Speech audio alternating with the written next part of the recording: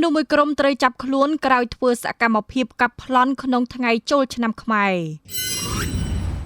កម្លាំងនគរបាលនៃស្នងការដ្ឋាននគរបាលខេត្តស្វាយរៀងបានឃាត់ខ្លួនក្រុមកាប់ប្លន់ម៉ូតូចំនួន4នាក់បញ្ជូនទៅសាលាដំបងនៅថ្ងៃទី16ខែមេសាឆ្នាំ